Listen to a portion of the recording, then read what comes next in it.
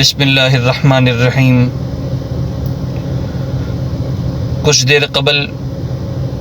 ایک صاحب نے فون پر گفتگو کی اور انہوں نے اطلاعاً ہمیں بجٹ کے حوالے سے معلومات دیں۔ ضروری محسوس ہوا کہ بجٹ پر کچھ گفت و شنید کی جائے۔ بجٹ کی دو قسمیں ہوتی ہیں۔ ایک قسم وہ ہے جو متعلقہ حکومت، صاحب اقتدار لوگ،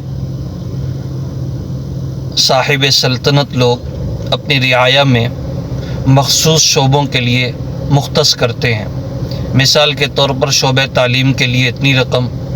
شعبہ بجلی کے لیے اتنی رقم، شعبہ مواصلات کے لیے اتنی رقم، شعبہ ترقی کے لیے اتنی رقم، اور شعبہ بجلی، پانی، گیس وغیرہ وغیرہ۔ اور دوسری قسم وہ ہوتی ہے جس میں یہ مختص کیا جاتا ہے کہ ہم نے ان شعبوں سے اتنی رقم وصول بھی کرنی ہے، اور ان میں ٹارگٹ دیا جاتا ہے کہ آپ نے اتنا کمانا ہے۔ مثال کے طور پر اگر موبائل فون کا استعمال ہے، گاڑیاں ہیں، پراپرٹی ہے، تو پراپرٹی میں، گاڑیوں میں، موبائل میں اور اس جیسی چیزوں میں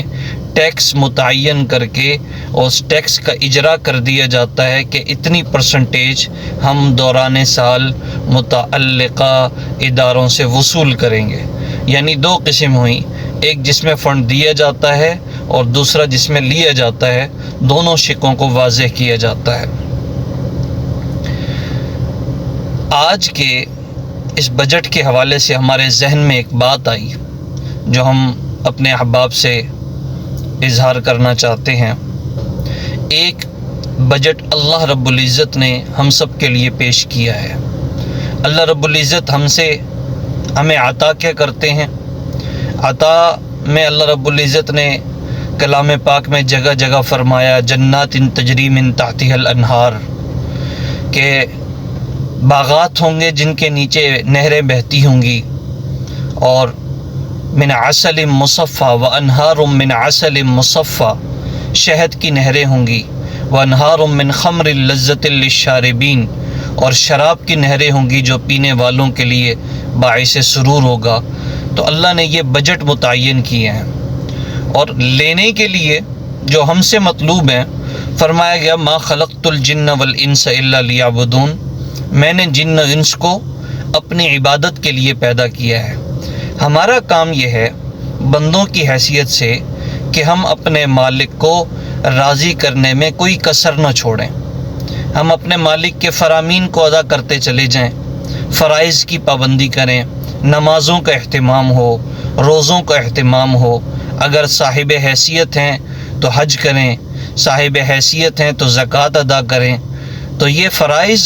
اللہ رب العزت نے ہمارے ذمہ عائد کیے ہیں، اور ان کے ساتھ ساتھ سنن پہ، سنتیں جتنی بھی نبی علیہ السلام کی ہے اس میں راہ نجات ہے، اسی میں کامیابی ہے۔ تو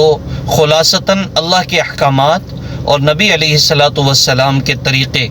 کہ ان طریقوں پر اللہ کے حکموں کو مکمل کرنا ہے، ادا کرنا ہے۔ جو شخص اللہ کے حکموں کو نبی کے طریقوں کے مطابق گزارتے چلے جائیں گے اور اپنے قیمتی اوقات نبی علیہ السلام کے بتائے ہوئے طریقے کے مطابق گزاریں گے، اللہ پاک انہیں وہ بھی عطا فرمائیں گے جن کے بارے میں اللہ نے قرآن مجید میں بیان فرمایا ہے۔ اور اللہ رب العزت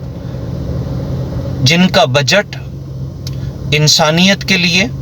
اس کے بندوں کے لیے،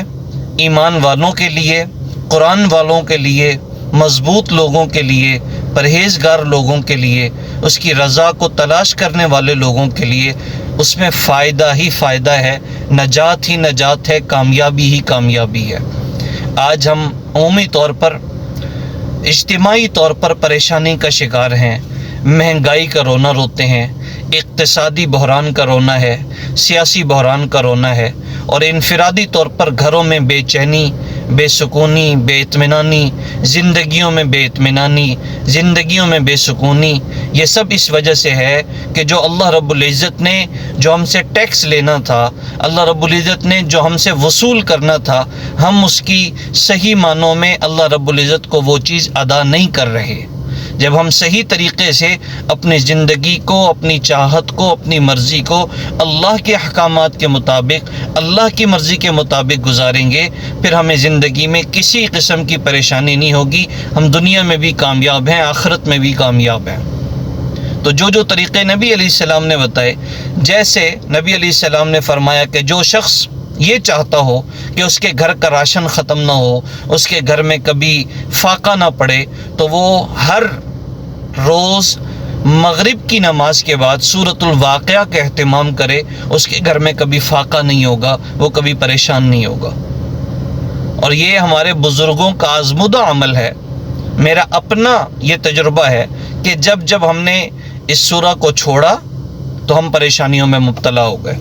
اور جب دوبارہ شروع کیا اللہ رب العزت کی ایسی غیبی مدد آئی کہ کبھی اس طرف دھیان ہی نہیں گیا کہ ہماری معاش ہمارا کیسا گزر رہا ہے۔ اس لیے دوستوں سے گزارش ہے کہ موجودہ بجٹ کے ساتھ ساتھ اس بجٹ کی طرف بھی نگاہ اٹھائیں اور توجہ دیں کہ جو بجٹ اللہ رب العزت نے آپ کے لیے، میرے لیے متعین فرمایا ہے، اور جو بجٹ اللہ ہمیں دینا چاہ رہے ہیں اور جو ہم نے اس کی ادائیگی کرنی ہے، وہ کس طریقے سے اور کس نہج پر چل رہی ہے۔ اگر ہم اس طرف دھیان دیں گے تو ہماری زندگیوں میں انقلاب آئے گا، ہمارے ملک میں انقلاب آئے گا، ہماری عوام میں انقلاب آئے گا، اور تبدیلی اس صورت میں ہوگی کہ جب ہم اپنے مالک، اپنے خالق اور اپنے رازق کے دیے ہوئے بجٹ کے مطابق زندگی گزاریں گے۔